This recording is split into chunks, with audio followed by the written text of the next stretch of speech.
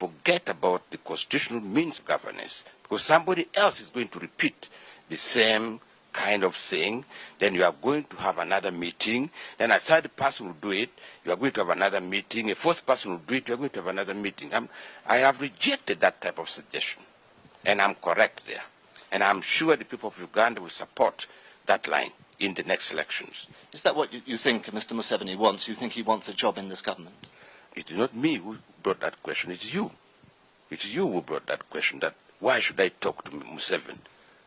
I said it's not a personal matter as far as I'm concerned. But what do you think Yoweri Museveni wants through fighting? What is he after? I don't know. If I knew, I would be very happy, because I really don't know. Museveni was a member of the military commission. He was number 2 in the military commission. He and the rest of the members of the military commission organized elections. And soon after elections, he decided to fight. And he hasn't progressed very much. In his own area where he was born, he's not effective, he's not known, and he's a refugee himself in another part of Uganda. So I really don't know what he wants. Whatever the wrongs of his case, wouldn't it save a lot of life and a lot of money to talk to him? I told you it is not a personal matter. Why do you think Museveni is all that important in this country? First of all, he's not a citizen. He's not a citizen. Where is he? He lost an election. He has no party which is viable in this country. Because he's a gunman. Your name is Robin. Do you remember the history of England called Robin Hood? I do. Yes? Is it worthwhile talking to Robin Hoods of this world? Bader-Meinhof in Germany? The Irish Republic army people? Is it worthwhile talking to such gangsters and terrorists? You say he's not a citizen. What do you mean by that? Because his father was not born in Uganda. And that is the constitutional basis. So he cannot be a citizen. The strongest advocate for talks is not coming from opposition politicians, it's coming from the Archbishop. I have answered that question, I'm not going to answer anymore. I have said I do not accept any proposal about talks, and I'm going to make this an election issue. You wait for the votes. Do you think the forthcoming elections could in any way lead to a way out of this impasse? What impasse? There's no impasse. The mess of the country is very peaceful. Even Luero is very peaceful. We have administration in Luero. But do you think after the elections that the trouble might end some way? Please, I've told you I'm not answering anymore. If you came here to talk about the dissidents, about Museveni, let us stop this interview. If I could turn to the elections. Why don't you talk about the whole western region, which is peaceful, much of Buganda, which is peaceful, the whole eastern region, the whole northern region? Why do you talk about a handful of gunmen? And you take my time, 30 minutes, 1 hour, to talk about a handful of gunmen? You came all the way from London for this purpose? No wonder members of parliament in Britain sometimes talk about starving the BBC from funds, because you waste public funds in this type of way.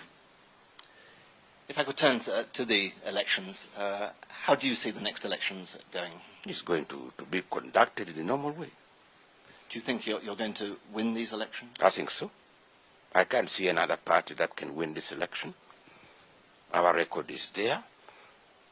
We have done some work that in 1980 people didn't know which direction Uganda would go. Everything was declining. Not today.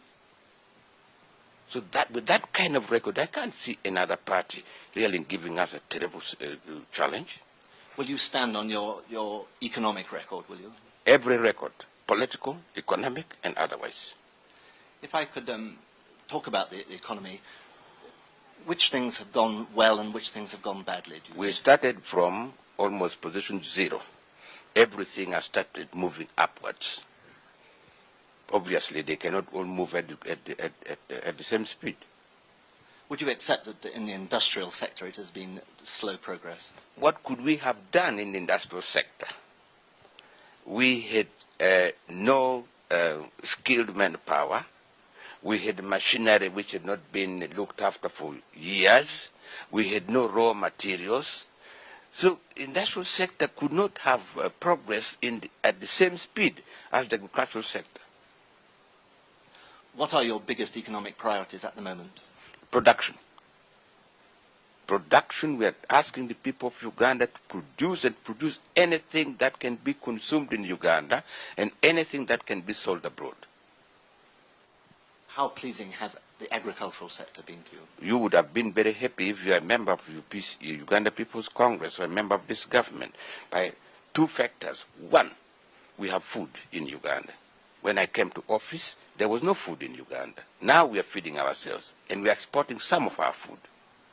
Two, our export earnings are increasing. Now, these are most pleasing developments. There have, I'm sure you're also aware, been criticisms of your human rights record in this country, particularly from the United States of America. Now, how upset have you been by the accusations? I have not been upset in the way you probably think I should have been. I've been upset in the sense that if you refer to the statement made by one American official in August of last year, in that he made a generalized statement but could not give us evidence to prove that the facts of that statement. If you go to Luero, you will not find any single possibility that a government such as mine could have murdered about 250,000 people within a few months, and yet no graves and no statement from the general public. So that one was very hurtful. But as I say, we are not trying to run this government for the pleasure of people abroad.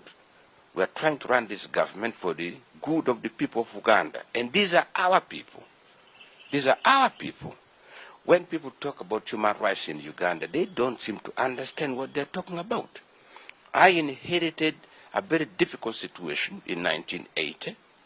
I found 7,000 men in jails, former mean soldiers and other characters. I have released all of them, except about 35, all of them.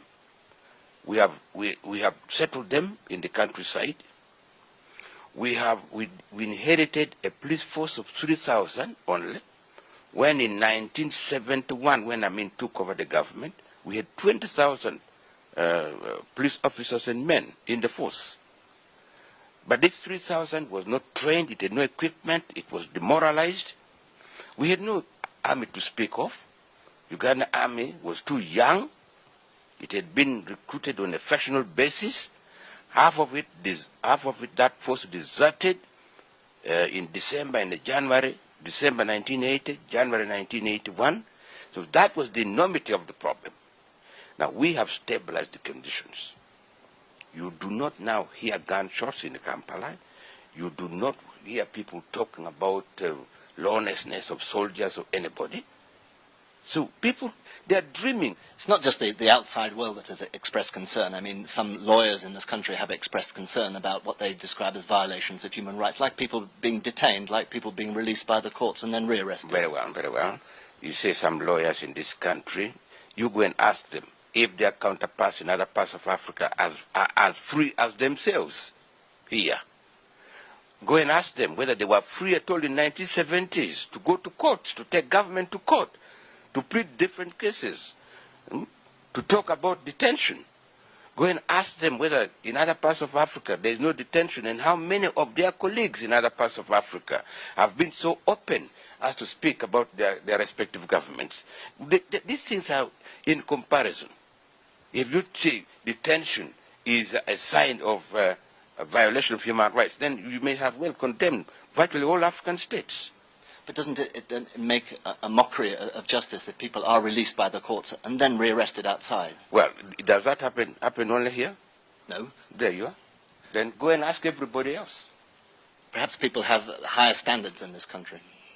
What people have higher standards? Well, people have greater expectations of justice. Yes, and they should have it. They're going to have it. But something has to start from a base. Our courts were not functioning 5 years ago. They're just beginning to function now. Did the accusations that were made by this one American official you were talking about, have those allegations caused a good deal of friction between yourself and the United States? No. We sat down with the